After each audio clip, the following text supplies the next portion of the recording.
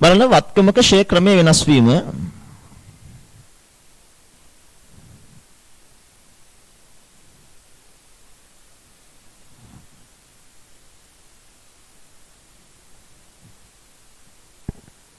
වත්කමක ෂේ ක්‍රමයේ වෙනස් කරනවා කියලා කියන්නේ.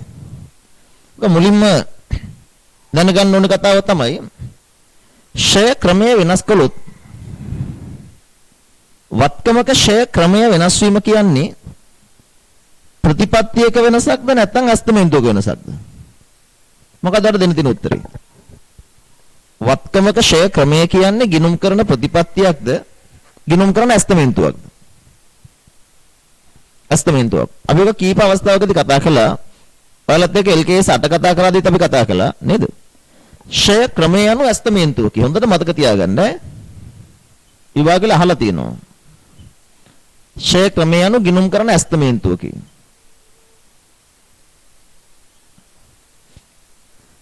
අස්තමෙන්තු වෙනසක් නම් අනාගතානුයෝගී ව්‍යවහාරයක් කරන්න.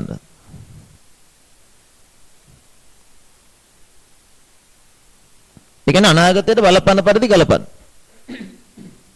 ඔබ යම්කිසි වත්කමක් ෂේ කළා සරල මාර්ග ක්‍රමයට. නමුත් දැන් ඒකේ ෂේ ක්‍රමය වෙනස් කරන්න ඕනේ කියලා ඔයාලට තේරෙනවා. ඔතනත් MCQ ප්‍රශ්නයක් තියෙනවා අහුවොත්. ෂේ ක්‍රමය වෙනස් කරන්න බලපාන්නේ කුමන සාධකද? ෂේ ක්‍රමය වෙනස් කිරීමට හේතු දෙකයි.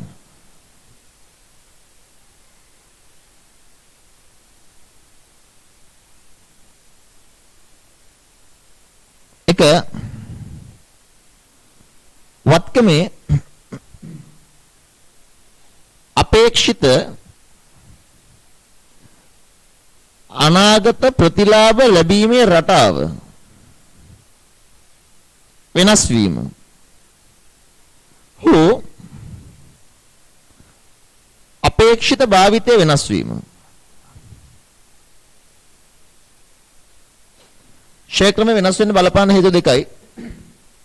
එක්ක අපි කියනවා වත්කමේ අපේක්ෂිත අනාගත ප්‍රතිලාභ ලැබීමේ රටාව. එහෙම නැත්නම් වත්කමේ අපේක්ෂිත භාවිතය. expected pattern of economic benefits of the assets වෙනස් වෙලා නැත්නම් expected use එක වෙනස් වෙලා නම්. ඔය හේතු දෙක මත වත්කමක ෂේ ක්‍රම වෙනස් කරන්න පුළුවන්. අන මේ අර්ථය අහන්න පුළුවන් දෙයක් වත්කමක ෂේ ක්‍රම වෙනස් වීම. කුමක්ද ඒ අස්තමේන්තු වෙනස එකේ බැවින් අනාගතයට බලපාන පරිදි ගලපනු ලැබේ. ෂේ ක්‍රම වෙනස් වීමට බලපාන හේතු මොනවාද? වත්කමේ අපේක්ෂිත ආර්ථික ප්‍රතිලාභ ලැබීමේ රටාව වෙනස් වීම. වත්කමේ අපේක්ෂිත භාවිතය වෙනස් වීම. මෙතන මේ ප්‍රශ්නේ වෙන විදියකින් අහත හැකි. ෂේ ක්‍රමය තීරණය කරන්නේ කුමන සාධක මතද? සරල මාර්ග හෝ හීනවන කියලා ෂේ ක්‍රමය තීරණය කරන්නේ මේ සාධක දෙක මතනේ. අපේක්ෂිත භාවිතය හෝ අනාගත ප්‍රතිලාභ ලැබීමේ රටාව. ඒව මත නම් ෂේ ක්‍රමය තීරණය කරන්නේ ඒ කියන සාධක වෙනස් වුණොත් ෂේ ක්‍රමයක් වෙනස් කරන්න සිද්ධ වෙනවා. ඒක තමයි පොයින්ට් එක. හොඳයි අපි පිළිම ගණන් වලට යමු. ෂේ ක්‍රමය වෙනස් වුණාම කරන්න තියෙන ළමයි අලුත් ෂේ ක්‍රමයට අනුව ගණන් හදන්න එච්චරයි. අලුත් ෂේ ක්‍රමයට අනුව එතනින් හැර ෂේ කළා. බලමු අපි කෙලින්ම හදලා දාන්න අභ්‍යාස අංක 37 තනින් 37 අභ්‍යාස දෙක තනින් හදන්න.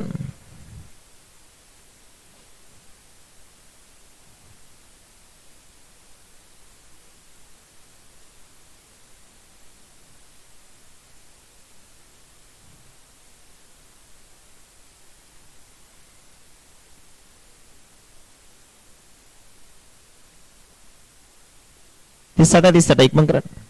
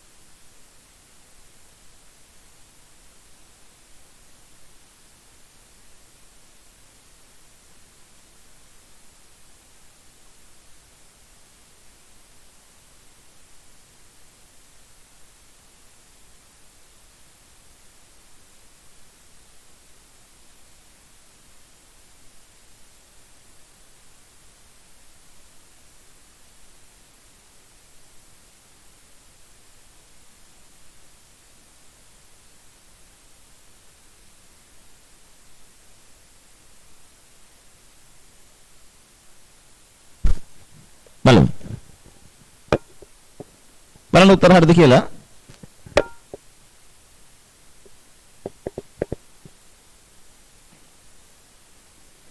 අභ්‍යාස සංඛ්‍යා 37 ෂේ ක්‍රමයේ වෙනස් වීමක් තියෙනවා. වාර්ෂිකව 10% බැගින් හීනු වගේ මත ෂේ කරන ලද පිරිවැය ලක්ෂ 5ක් වූ යන්ත්‍රයක් වසර දෙකකට පස්සේ සරල මාර්ග ක්‍රමයේ මත පදනම් වෙලා ෂේ ක්‍රමය වෙනස් වෙනවානේ.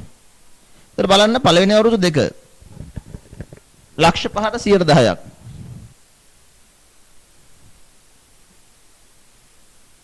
ඒ කියන්නේ 50,000යි. දෙවෙනි අවුරුද්දට යනකොට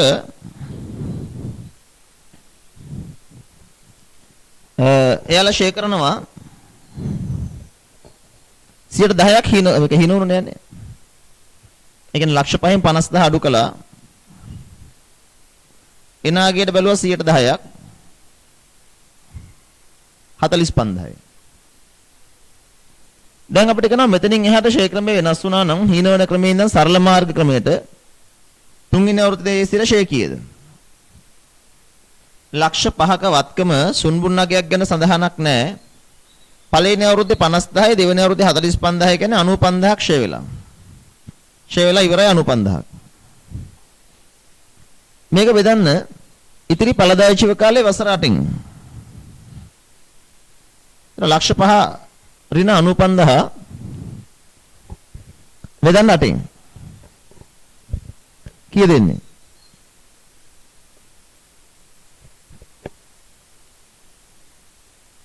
හරියද මං හදුවා? ලක්ෂ 5යි අවුරුදු දෙකක් ෂේලා ඉවරයි. ඔව් බෙදන්න 8න්.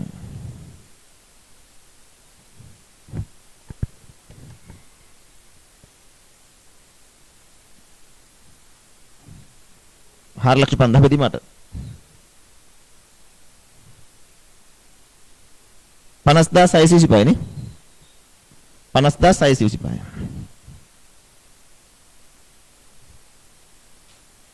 හරිද?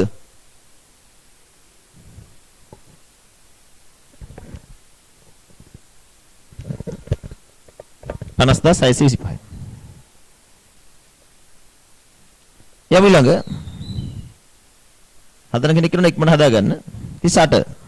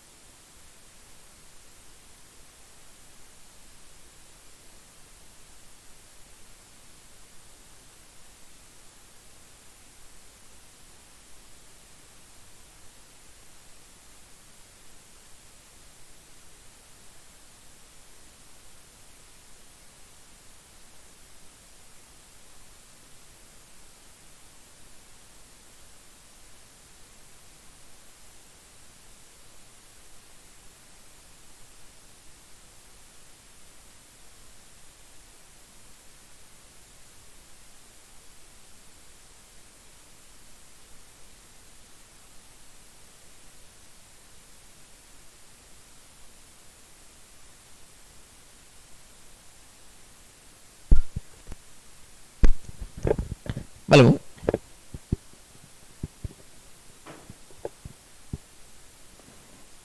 පිරිවැය ලක්ෂ 5ක වූ කාර්යාල උපකරණයක් සරල මාර්ග ක්‍රමයට 10%ක් ෂේ කළාලු. ලක්ෂ 5ක කාර්යාල උපකරණයක් සරල මාර්ග ක්‍රමයට ෂේ කරනවා නම් ඉස්සරම් බලන්න මේක දැන් පළවෙනි අවුරුද්දේ මේක අපි අවුරුද්ද පස්සේ ගමුකෝ. ලක්ෂ 5 මත 10%ක් ෂේ කළොත් එහෙම අවුරුද්දක ෂේ 50,000යිනේ. ඔය විදිහට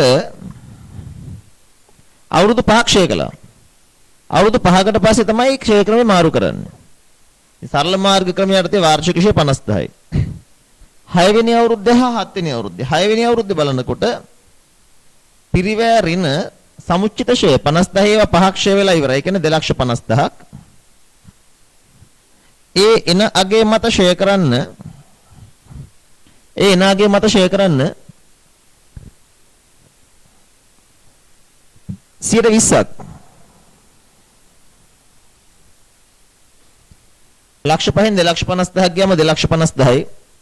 2,50,000ට 120ක් ඒත් 50,000යි නේ. 7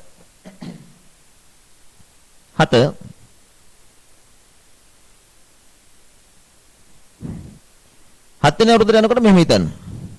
ලක්ෂ 5ක වත්කම පළවෙනි අවුරුදු 5ට 2,50,000 මේ අවුරුද්දේ 50,000යි. ලක්ෂ 3ක් ෂය වෙලා ඉවරයි. එනාගේට 120යි. 40,000යි. ඔන්න අපි ඉතින්. ලියන්නලගේ පොතේ මාතෘකාව වත්කම් ප්‍රත්‍යාගණනය.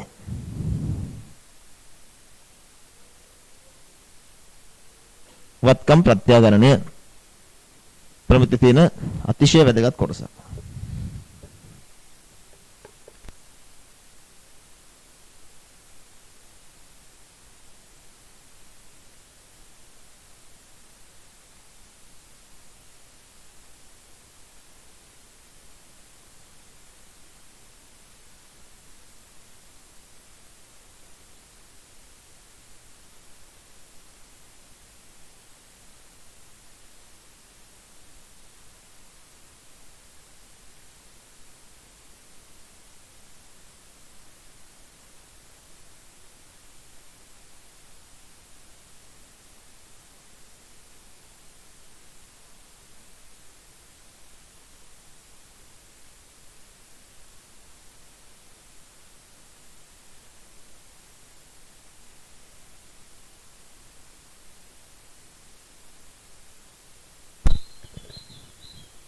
හරි. බලමු. ප්‍රත්‍යාගණනයේ අවසාන කොටස. ඔබ සූදානම්ද? ඔබ සූදානම්ද?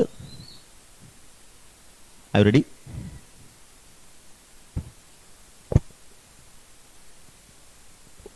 හරි. ලියන්න මාතෘකාව. ලියන්න ඕනේ නැති බලන්න හරි. ප්‍රත්‍යාගණනය.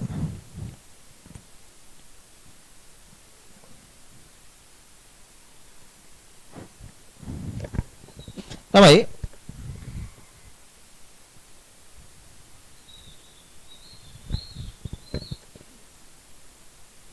ප්‍රත්‍යාගණනය.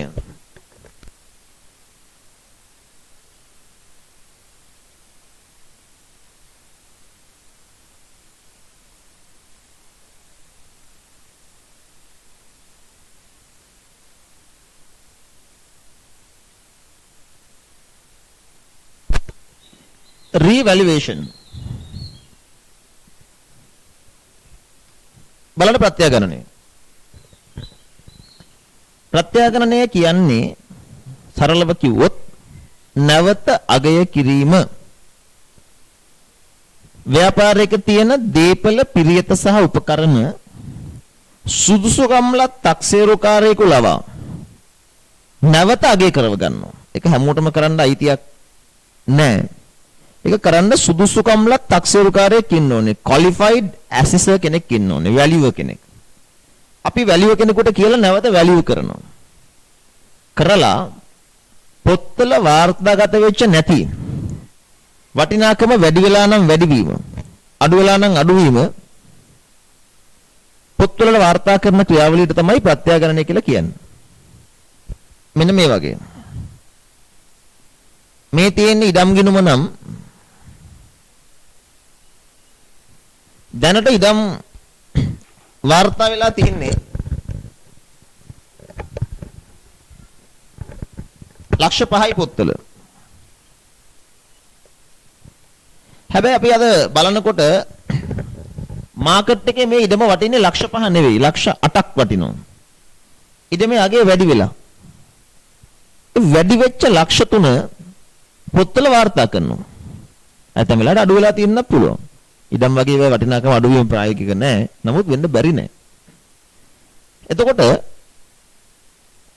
ප්‍රත්‍යාගණනයට අදාළව සරලවම උගන්වනවා නම් මෙහෙමයි. ඉඩමේ අගය මම කෙලිම පොයින්ට් එකට එන්නම්. උගන්වන්න ලක්ෂ 5 ලක්ෂ 8 වෙලා. එන අගේ වැඩි වෙලානේ. එතෙන්දි කරන්නේ වැඩි වෙච්ච ලක්ෂ 3 ඉඩම් ගිණුම හරකලා ඒක අරගෙන යන්න ඕනේ ප්‍රත්‍යාගරණ සංචිතයට. ඉඩම් ප්‍රත්‍යාගරණ සංචිතය. ඉඩම් ගිණුම හර ප්‍රත්‍යාගරණ සංචිතය බැර. වත්කම් ප්‍රත්‍යාගරණයෙන් ඇති වුණේ ලාභයක් නම් ජර්නල් සටහන තමයි අදාළ වත්කම් ගිණුම හර ප්‍රත්‍යාගරණ සංචිතය බැර. වත්කමක් ප්‍රත්‍යාගරණය කරලා ලැබෙන ලාභ ගිණුම්ගත කරන්නේ මෙහිමයි. අදාළ වත්කම් ගිණුම හර ප්‍රත්‍යාගරණ සංචිතය බැර. දැන් මෙහෙම වෙන්න පුළුවන් නේ. අලාභයක් වුණා නම් ඉඩම තිබ්බ ලක්ෂ 5ක්. ඉඩම ලක්ෂ 5 සිට ප්‍රත්‍යාගණනය කරනවා ලක්ෂ 4 දක්වා. අගේ අඩු වෙලා. ඒ කියන්නේ අලාභයක්. ප්‍රත්‍යාගණනෙන් ආවන ලක්ෂයක අලාභයක්. ඒක ඉඩම් ගිණුමට බැර කරන්න එපා. ඒක ලාභ අලාභ ගිණුමටයි හර වෙන්නේ. මේ තියෙන්නේ ලාභ අලාභ ගිණුම නම් මේකේ වෙනත් වියදමක්. වෙනත් වියදමකට තමයි එන්න ඕනේ ප්‍රත්‍යාගරණ අලාභ. ඒ කියන්නේ ප්‍රත්‍යාගරණ අලාභ වල ජර්නල් සටහන තමයි ලාභ අලාභ හර අදාළ වත්කම් ගිණුම බැර. යම්කිසි වත්කමක් ප්‍රත්‍යාගරණය කරලා ලැබෙන ලාභයක් සංචිත ගිණුමකට බැර කරයි. අලාභයක් ලාභ අලාභ ගිණුමේ වියදමක් ලෙස දක්වයි. හරිද? ළමයි කහන මේ 400 ආවේ කොහොමද? 400 තමයි මම දැන් කිව්වේ ඉතින්. මං කිව්වේ 500ක 400කට ප්‍රත්‍යාගරණය කළා. කියන්නේ වෙළඳපොළගේ බලනකොට දැන් 400 වෙලා. අගේ අඩු වෙලා. අඩු වෙලා නම් අපි වෙනස අලාභයක් කියලා හඳුන ගන්නවා. පැහැදිලි? ඒතර වත්කමක් ප්‍රත්‍යාගරණය කරලා එක්ක අපිට ලැබෙන්න පුළුවන් ලාභයක් එක්ක අපිට ලැබෙන්න පුළුවන් අලාභයක්. ප්‍රත්‍යාගරණය මත ලාභයක් ඇති වුණා නම් ඒක යන්න ඕනේ ප්‍රත්‍යාගරණ සංචිතයට. අලාභයක් ආව නම් ඒක යන්න ඕනේ ලාභ අලාභ ගිණුමට. ඒක යට හැංගිච්ච තර්කයක් තියෙනවා. වත්කමක අගය වැඩි වෙනකොට ඒක මේ මෙහෙයුම් කටයුතු කරලා ලබන ලාභයක් නෙවෙයිනේ. ඒක එදිනෙදා ව්‍යාපාරික ක්‍රියාවලිය තුළ ලැබෙන ලාභයක් නෙවෙයි. අන්න ඒ නිසා වත්කමක ප්‍රත්‍යාගරණයෙන් ලැබෙන ලාභයක් අපි එදිනෙදා මෙහෙයුම් ලාභයක් ලෙස සලකන්නේ නැහැ. ඒක විශේෂ ලාභයක්. ඒ නිසා තමයි ඒක ප්‍රත්‍යාගමන සංචිතයට දාන්නේ. ඒ කියන්නේ ඒ මත සුද්ධ ලාභය වැඩි කරලා පෙන්වන්නේ නැහැ අපි. හැබැයි අලාභවලදී ගිණුම් කරනදී ඕන වෙලාවක ලාභ ලැබෙන තුරු පොත්වලට ගන්න නැහනේ. අලාභ ලැබෙන්න කලින් පොත්වල ලියනෝනේ. ප්‍රත්‍යාගමනෙන් ලාභයක් ඇති වුණාට ඒක තාම මුදලින් ලැබිලා නැහනේ. අපි පේලා නැහනේ. අපේම ඉඩම වැඩි වුණා කියලා අපිම කියනවා. ඒ නිසා ඒක අපි පොත්වලට ගන්න යන්නේ නැහැ. ඒක කවදා හරි දවසක ඉඩම විකුණනකොට ඒ ලාභය අපිට ලැබෙනවා. හැබැයි ප්‍රත්‍යාගමනෙන් ගන්න අලාභ දැම්මම පොත්වල පාඩුවක් කියලා හඳුන ගන්නවා. ආරක්ෂණ සංකල්පේ. ඔතන හැංගිලා තියෙන ආරක්ෂණ සංකල්පේ. නිසා මට ඉස්සෙල්ලාම කියන්න ඔය කියන මූලිකම කතාව ඔයාලට තේරුණාද? වත්කමක් ප්‍රත්‍යාගමනය කළ ලැබෙන ලාභයක් නම් අදාළ සංචිතයට බැර කරයි. ප්‍රත්‍යාගමනයෙන් ලැබෙන අලාභ ලාභ අලාභ ගිණුමේ වේදමක් ලෙස දක්වයි. අන්න ප්‍රත්‍යාගමන ලාභ ලාභ ගිණුම්ගත කරන විදිහ. මෙතන මම ගත්තේ ඉඩම්නේ. ඔයාගේ පහසුව සඳහා මම ඉඩම් ගත්තේ. මම ඉඩම් නොවන වෙන වත්කමක් ගන්නවා. අනිත් සියලුම වත්කම් වලින් ඉඩම් වෙනස් වෙන්නේ ඉඩම් යනු ෂය නොවන වත්කමක්නේ. මම ෂය වෙන වත්කමක් ගන්නවා.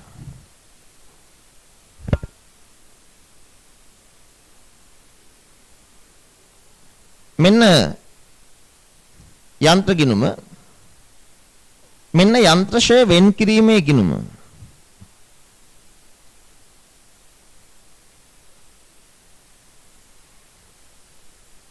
යන්ත්‍ර ගිණුමේ තියෙනවා ශේෂයක් ලක්ෂ 6ක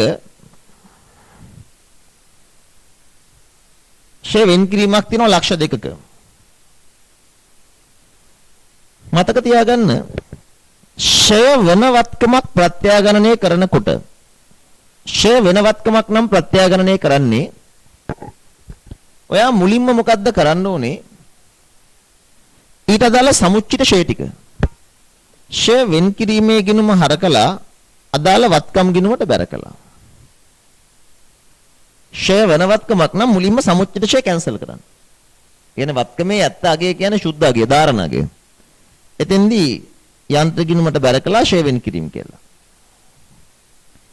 හැම වෙලෙම ප්‍රත්‍යාගණනයේදී ඒවකට තියෙන ෂය වෙන් කිරීම ක්ලෝස් වෙන්න ඕනේ, කැපිලා යන්න ඕනේ. දැන් බලන්න වත්කමේ අගය කියලා ගන්නේ ලක්ෂ 6න් දෙකක් ගියාම ලක්ෂ 4යි. ඊට පස්සේ පෙර පරිදිම කරන්න. දැන් මේ වත්කම ලක්ෂ 5කට ප්‍රත්‍යාගණනය කළා කිව්වොත් ලක්ෂ 4නේ තියෙන්නේ. හැම වෙලෙම ධාරණ අගය එක්ක තමයි සංසන්දනය කරන්නේ ප්‍රත්‍යාගණන අගය. ලක්ෂ 6න් ලක්ෂ 2ක් ගියාම ලක්ෂ 4යි. ලක්ෂ 4 ලක්ෂ 5 වෙනවා. අගය වැඩි වෙනවා ලක්ෂයකින්. දැන් මොකද කරන්නේ? යන්ත්‍ර ගිණුම හර ලක්ෂයයි ඒක බැර වෙන්න ඕනේ ප්‍රත්‍යාගණන සංචිත ගිණුමට. අලාභයක් වුණා කිව්වොත් අපි හිතමුකෝ ලක්ෂ 4නේ ධාරණාගය. ඒක ප්‍රත්‍යාගණනය කළා කියලා 2,50,000කට. ඒ වුණොත් අගේ අඩු වෙනවනේ.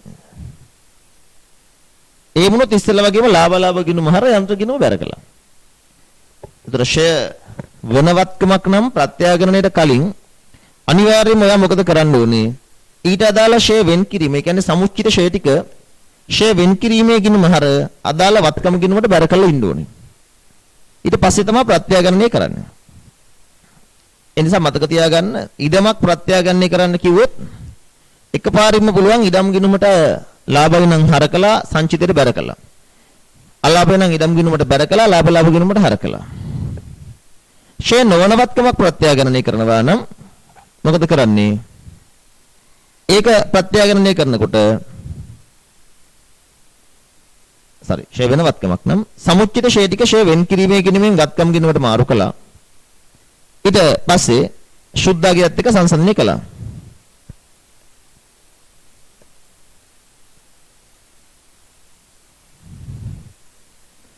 කෙනෙක් කරනවා ඇයි ෂය වෙන් කිරීම අයින් කරන්නේ? ප්‍රත්‍යාගණනය කරද්දී අපි දැනගන්න ඕනේ වත්කමේ ඇත්ත අගය. ඒ කියන්නේ ධාරණ අගය. වත්කමේ සුද්ධ අගය අරගෙන තමයි ප්‍රත්‍යාගණනය කරන්නේ. ඒකට ෂය වෙන් කිරීම ගිණුමේ ඒක හිමම තියෙන්න දුන්නොත් වත්කමේ සුද්ධ අගය ලැබෙන්නේ නැති නිසා ඒ ෂය වෙන් කිරීම එතනින් අයින් කරලා වත්කමට අයින් කරගන්න. වත්කමට බැර කරගන්න. බලන්න.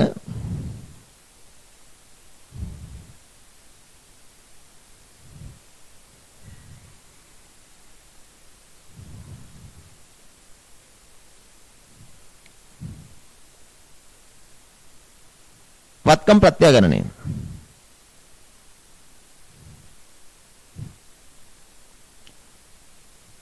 Revaluation of assets. ව්‍යාපාරයේදී දීපල පිරියත් හා උපකරණ සුදුසුකම්ලත් තක්සේරු කරුවක ලවා නැවත අගය කරවාගෙන ඒවායේ සාධාරණ අගය පොත්වල වාර්තා කිරීමේ ක්‍රියාවලිය ප්‍රත්‍යාගණනයයි. ප්‍රත්‍යාගණනයට අදාළ ජර්නල් සටහන්.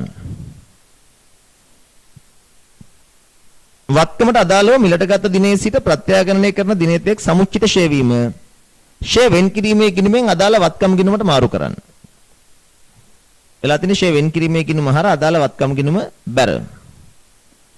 ප්‍රත්‍යාගණනය කරන ලද අගය වත්කම් ගිණුමේ අවසාන ශේෂය ඉස්සරහට ගෙනියන්න ඕනේ. එතකොට වත්කම් ගිණුමේ වෙනස එන්නේ ඒක ලාභයක් නම් කිලිම මතක තියන්න ලාභයක් නම් අදාළ වත්කම් හර ප්‍රත්‍යාගණන සංචිතේ බැර. අලාභයි නම් ලාභ ගිණුම හරහා අදාළ වත්කම් ගිණුම බැර.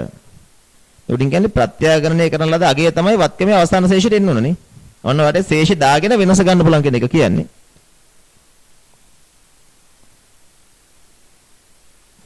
අපි කෙලින්ම ගානකට යමු. එන්න 39. පිරිවැය ලක්ෂ 4ක්ද සමුච්චිත ෂය 2,20,000ක්ද උපකරණයක් 2,50,000කට ප්‍රත්‍යාගණනය කර ඇත. ජර්නල් සටහන් සහ අදාළ ගිණුම් දක්වන්න. ඉක්මනට හදන්න බලන්න ඕක.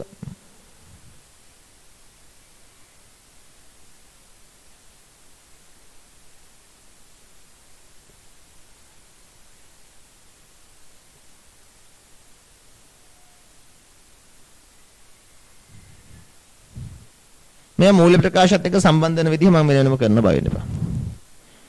ෂේ කියන්නේ නිකන් අරමුදලක් වගේද? ෂේ වුණාම නෑ ළමයි. ෂේ වුණා කියලා සල්ලි ඉතුරු වෙන්නේ නෑ ඉතින්. වත්කමේ අගේ අඩු කළා දාන එකයි කරන්නේ. ෂේ කළා කියලා කිසිම අරමුදලක් ඉතුරු වෙන්නේ නෑ. මොකද අපි සල්ලි අයින් කරන්නේ නෑනේ. ඔන්න ෂේ වෙන ගානට හරියන්නේ බැංකුවේ සල්ලි දානවා නම් හරි. එහෙම කරේ නැත්නම් අපිට ඒකට වෙනම අරමුදලක් ඉතුරු වෙන්නේ නෑ. ෂේ වෙන් කිරීම කියන්නේ වත්කමේ අගේ අඩු වීමක් එච්චරයි.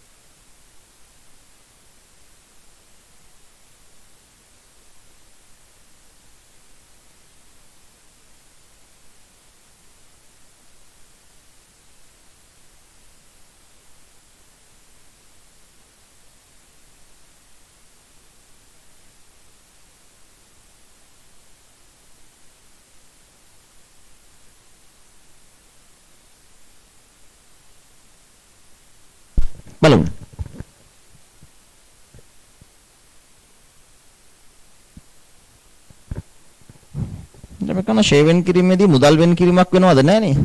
එහෙම කියන්නේ. ෂේ වෙන් කරා කියලා මුදල් වෙන් කිරීමක් වෙන්නේ නැහැ. ෂේ වෙන් කරද්දී වත්කමයාගේ අඩු වෙන ඔච්චරයි. එතනින් අඩු හිතන්න යන්න එපා. ෂේ හර ෂේ වෙන් කිරීම බර. ෂේ කරනවා කියන්නේ වත්කමයාගේ අඩු වීමක්. එහෙම කියලා ආයි පාරක් අලුත් වත්කමක් ගන්න සල්ලි හැදෙන්නේ නැහැ. එනදී මෙහෙම කරන්න ඕනේ. හැම අවුරුද්දෙම ෂේ වෙන ගානට සමාන ගානක් කියලා බැංකුවේ දාන්න ඕනේ. එතකොට හරි.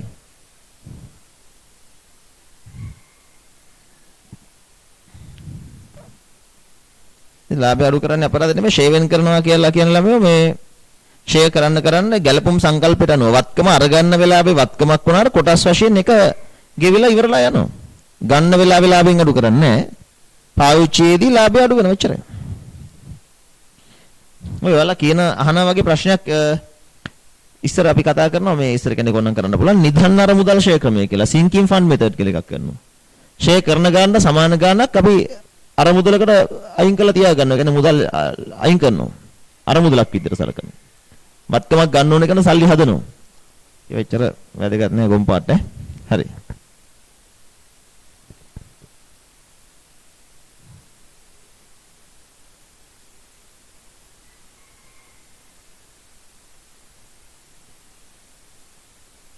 බලන්න.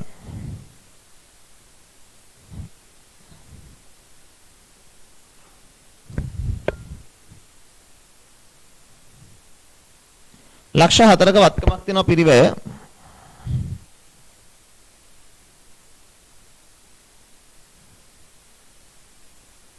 මේක දැනට ෂෝ වෙන් කරලා තියෙනවා.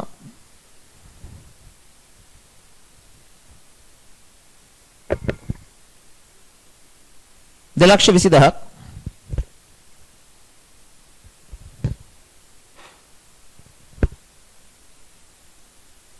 ප්‍රත්‍යාගන්නේදී මේ 2,20,000 ඉස්සලම අයින් කරන්න. ෂේ වෙන් කිරීම හර යන්ත්‍ර බැර. ලක්ෂ 4ෙන් 2,20,000 ගියාම 1,80,000යි. 1,80,000ක 2,50,000කට ප්‍රත්‍යාගන්න වෙනවා. 70,000ක් ලාභයි. 70,000 මෙතන හර ප්‍රත්‍යාගන්න සංචිතේ බැර.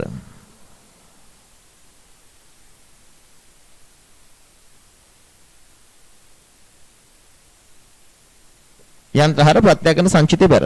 එතන ආවේ ලාභයක් නේ. ඔයාලා 40ත් කළාද නෑ නේද? මම 40 කරන්න කිව්වේ නෑනේ. කරන්න 40 ඉක්මනට.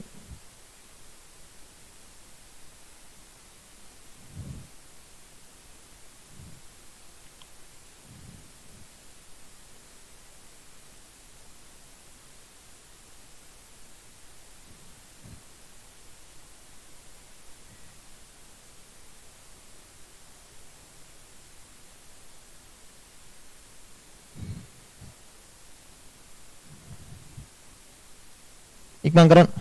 කරපු කෙනෙක් ඉන්නවා. කරපු නැතේ ඉක්මන් කරන්න.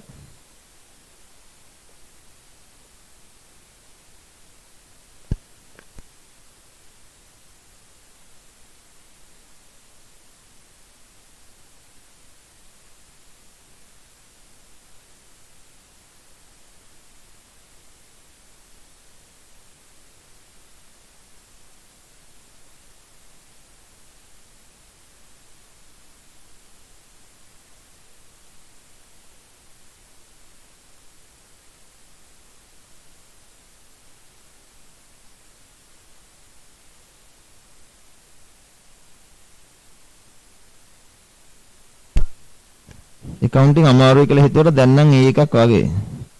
අනිත් එක තමයි දැන් අමාරු. ඒවත් පාඩම් කරගන්න නේ. ඒක පාඩම් කරලා කොට දාන්න පුළුවන්. accounting පාඩම් කරලා කොට දාන්න බෑනේ නේ. accounting ගණන් හදලාම ප්‍රැක්ටිස් කරන්න ඕනේ. අනිත් දෙකම හිතන පාඩම් කරලා දාන්න පුළුවන්. මහන්සි වුණොත් දැන් හරිනේ.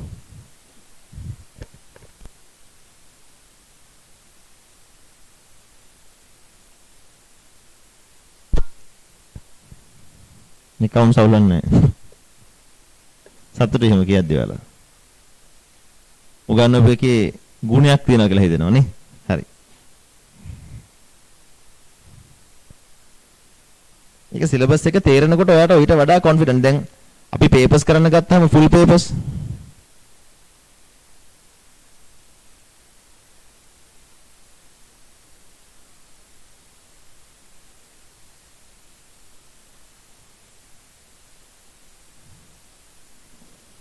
මහන්සිනොත් ගම් පහෙන් එක වෙන්න පුළුවන් වේද? අනේ පුළුවන් ළමයි. පොඩි දේවල්. මහන්සි වෙන්න.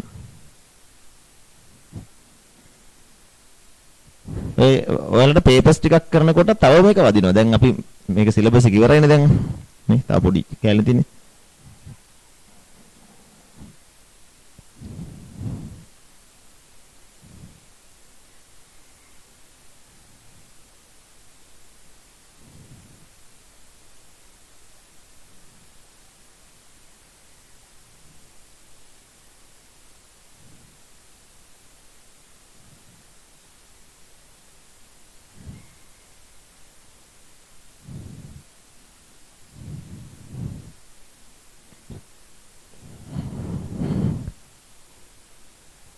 පේපර්ස් ටික කරනකොට ඔක තව වදිනවා යාට හොඳටම. ප්‍රශ්න පත්‍ර ටික කරනකොට. ඒතර තමයි දැන් සිලබස් එක තේරෙනවා කියලා තේරෙනකොට ආසයි. බලති මම වැඩේ දන්නවනේ. අගමුල මට තියෙනවනේ. දැන් සමහරලාට අපි දන්නවා කියලා අපි දන්නේ නැහැ නේ. ප්‍රශ්න පත්‍ර කරන්න ගත්තාම ෆුල් පේපර්ස් මම දැන් කොහොමද පේපර් වයිස් කරන්න ගන්නවා ඊළඟ මාසෙ ඉඳන්. එතකොට ඔයාලට තේරෙනවා නිකම්.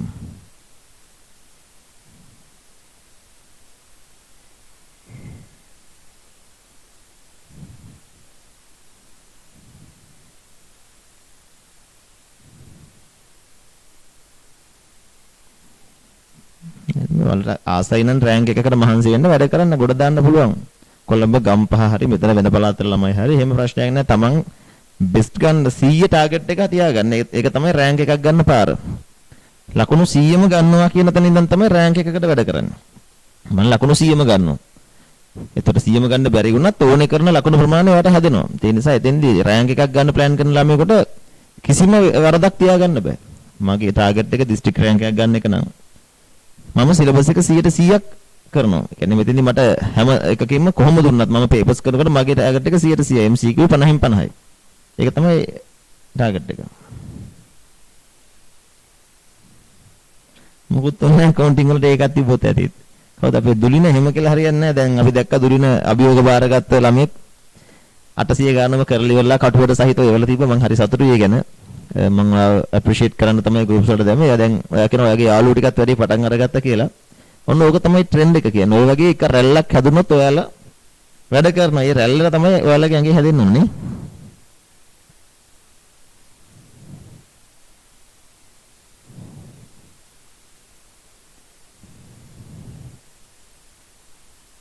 නේද? අපට සතුටු ඔයාලා අපි එහෙම මේ වැඩ කරන්න පළඹවපු එක ගැන නේ. MCQ කරනවා රැල්ලක් හැදෙනවා යාළුවා අතර තරංගයක් හැදෙනවා. අන්න ඔයාලට තමයි තරංග හැදෙන්න ඕනේ. ඔයාලට තමයි රැලි හැදෙන්න ඕනේ. වැඩ ටික කරගන්න නේ. අපි තේරුම් ගන්නනේ වැඩ කරනවා කියලා කියන්නේ ඒක හන අපිට අභිමානයක්. ඒක අපි කරන්න ඕනේ. අන්න එච්චරයි. එහෙම අපි මොටිවේෂන් කියලා කියන්නේ ඒකනේ. තමන්ගේ කැමැත්තෙන් වැඩ කරන්න තමන් පෙළඹ වෙන්න ඕනේ. self motivation නේ. තමන් තමන්ම වැඩ කරව ගන්න. ඒක තමයි වෙන්න ඕනේ.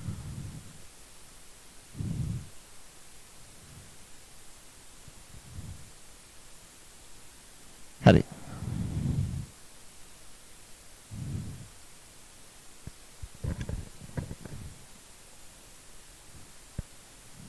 බලමු අපි.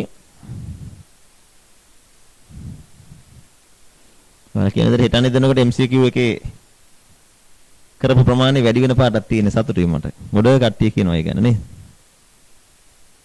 හරි. හොඳ ප්‍රතිඵල ගන්න. ගෙදර ඉඳලා මේ ටිකේ වැඩ කරලා කොහොම හරි ගොඩ යන්න. ඔයාලට මේ පාර ලොකු chance එකක් තියෙනවා. හරිද? සාපේක්ෂව ගත්තාම අපි උගන්වන ප්‍රමාණය අඩු කරලා නැහැ. අපි වෙනදට කරන බරිතේම කරනවා. නමුත් ඔයාලගේ විභාගෙදී මට හිතෙනවා යම්කිසි සහනයක් වලට ලැබෙයි කියලා. ඒ නිසා මේ කොරෝනා ප්‍රශ්නත් එක්ක සාපේක්ෂව අතීතයේ කොරෝනා නැති කාලේ තිබ්බට වඩා කොරෝනාත් එක්ක මුහුණ දෙන ඔයාලට යම්කිසි සහනයක් ලැබෙන්න ඕනේ. බලමු නේද ගන්න. මෙතන කියන්නේ 2016 ජනවාරි 1 දින ලක්ෂ 8කට ගත්ත ලී බඩුව. ඒ වගේ පළදායි ජීව කාලේ වසර 8යි.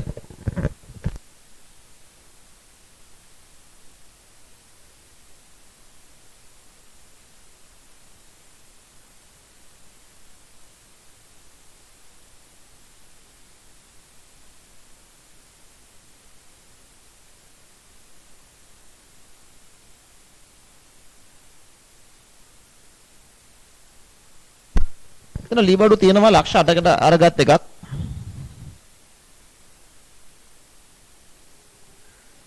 ලීබඩු ෂේ වෙන් කරලා තියෙනවා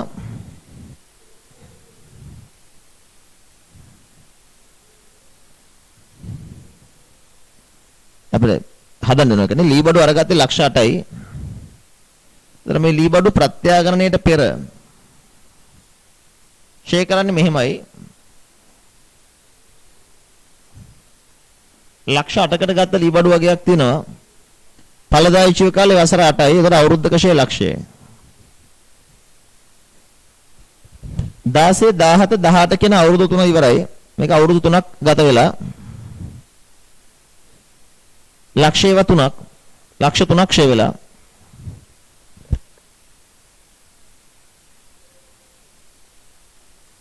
ෂේ වෙන් කිරීම ගිණුමේ තියෙනවා ලක්ෂ 3ක්. එතකොට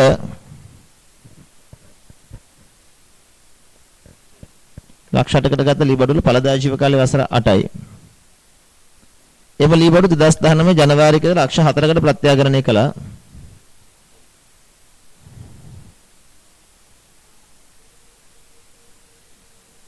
දැන් අපි ප්‍රත්‍යාගණනය කරද්දී මොකද කරන්න ඕනේ? ඉස්සෙල්ලාම සමුච්චිත ෂය අයින් කළා දාමු. ෂය වෙන් කිරීමේ ගිණුම හර ලක්ෂ 3යි. ඒක ලීබඩු ගිණුම බැර.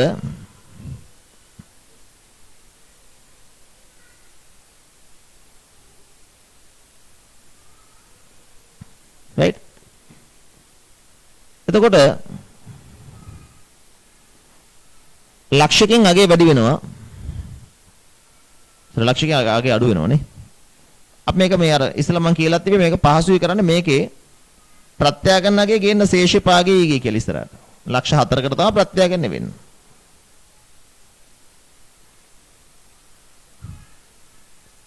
මේ එන වෙනස ලාභ ගුණට මාරු කරන ප්‍රත්‍යාගන්න අලාභයි.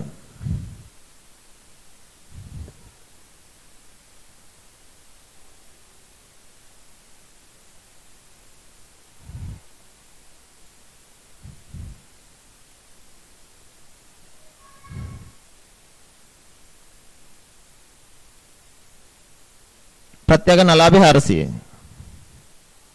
sorry 100. එතකොට දැන් උතනින් වැඩ ඉවර වෙන්නේ නැහැ මේ ගානේ. ප්‍රත්‍යාගණනයට පස්සේ මේක නැවත ෂේ කරන්න ඕනේ. වත්කමක් ප්‍රත්‍යාගණනෙන් පස්සේ නැවත ෂේ කරද්දී මෙන්න මේ කතාව වැදගත්. ඔය ෂුට් උතන බලන්න ගිහිල්ලා ප්‍රත්‍යාගණනයට අදාළ වැදගත් කරුණු ටික උතන පහලින් තියෙනවා නෝට් එක.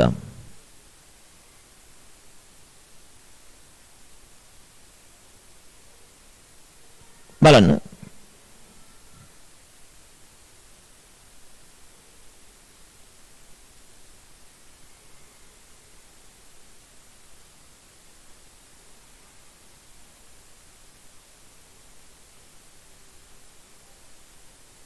කියවන්න.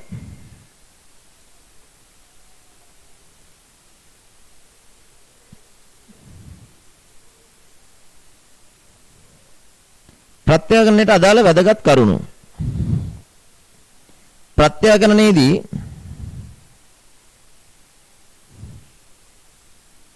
සමාන පන්තියකට අදාළ සියලු වත්කම් ප්‍රත්‍යාගණනය කළ යුතුයි.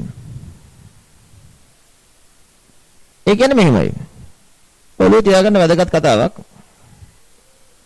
ප්‍රත්‍යාගණනය කරද්දී යම්කිසි වත්කමක් හිතන්නකෝ යන්ත්‍රයක් කියලා. ඒ පන්තියට අදාළ සියලු වත්කම්. ඒ කියන්නේ එක යන්ත්‍රයක් ප්‍රත්‍යාගණනය කළා නම් සියලු යන්ත්‍ර ප්‍රත්‍යාගණනය කරන්න ඕනේ.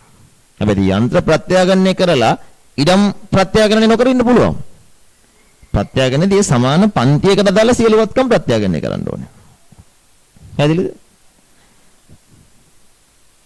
ඒ කියන්නේ ඉඩම් වුණා නම් කිරිපත්තුවට කඩවත ගම්පහ ඊට පස්සේ අනුරාධපුර පොළොන්නරුව ඔය හැමතැනම දෙන ඉඩම් ටික ප්‍රත්‍යාගණනය කරන්න ඕනේ.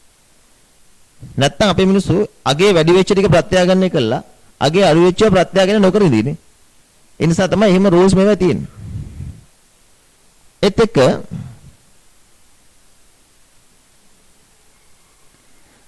ප්‍රත්‍යාගණනයෙන් පසු වත්කම් ෂේ කරද්දී මෙන්න මේක හරි වැදගත්. ප්‍රත්‍යාගණනයෙන් පසු වත්කම් ෂේ කරද්දී වත්කමේ ප්‍රත්‍යාගණන අගයෙන් සුන්බුන් අගේ අඩු කළ පසු වටිනාකම.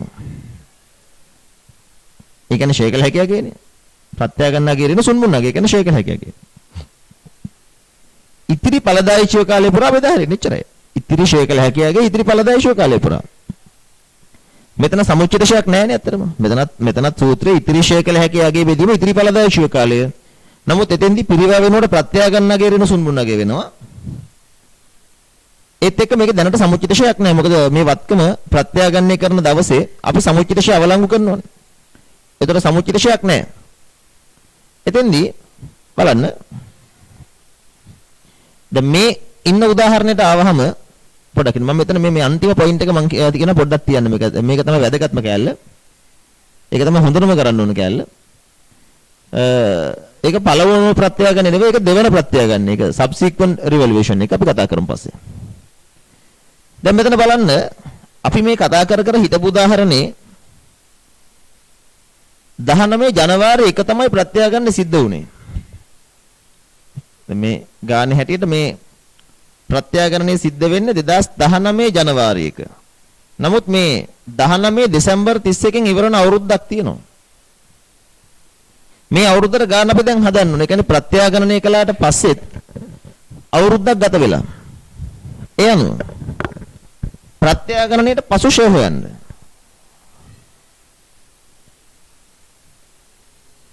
කොහොමද හොයන්නේ? ප්‍රත්‍යාගරණ අගය ලක්ෂ 4යි. මේකේ සුන්බුන් අගයක් නැහැ. බෙදන්න ඉතිරි ඵලදායී ජීව කාලයෙන්. මේකේ මූලික ඵලදායී ජීව කාලය අවුරුදු 8යිනේ. ගත්තේ 16 ජනවාරි 1. එතකොට 16 17 18 19 sorry 16 17 18 අවුරුදු 3ක් ඉවරයිනේ. අවුරුදු 3ක් ගිහිල්ලා ඉවරයි. ඊට පස්සේ තමයි ප්‍රත්‍යාගණනය කරන්නේ ලක්ෂ 4කට.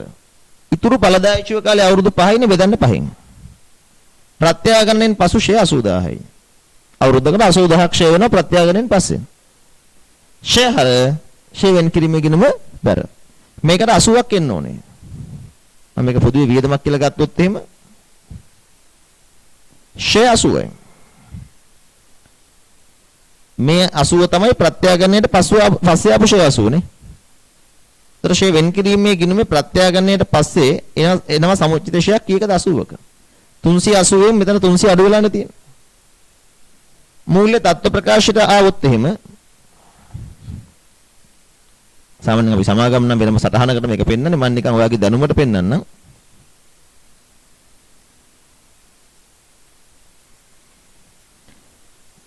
මෙතන පිරිවැය වෙනුවට එන්නේ ප්‍රත්‍යාගන්නගේනේ.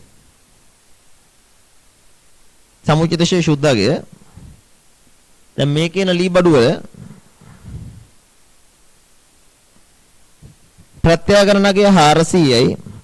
ඒවට අදාළ සමුච්චිත ෂේ 80යි. එතකොට සුද්ධාගය වෙන්නේ 320යි. ධාරණගය වෙන්නේ 320යි නේ. ඔන්න ප්‍රත්‍යාගණනෙන් පසු වත්කමක් ෂේ කරපු විදිහ.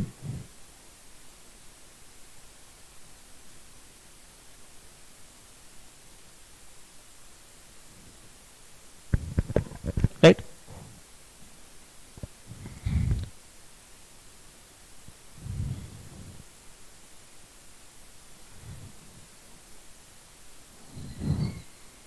අපිට මේක තව කොටසක් අදත් ඉතුරු වෙනවා යන්න. මොකද මේ හයියෙන් බොරුට කළා දාලා වැඩක් නැහැ. අපිට විභාගෙට කල් තිනවා මේක හිමින් කරගන්න. ඒ නිසා දෙවන ප්‍රත්‍යාගණනයට අදාළ අවස්ථා ටික මම ඊළඟ දවසේ පැහැදිලි කරන්නම්. ඒක විභාගෙට ගොඩක් වැදගත් වෙන කොටසක්. සමාගම් ගානත් එක්ක සම්බන්ධ වෙන විදිය. මොකද අපි ඉන්නේ සමාගම් පාඩම ඇතුලේ. අපිට ලබන සතියේ මේකෙන් කොටසක් ඉතුරු වෙනවා.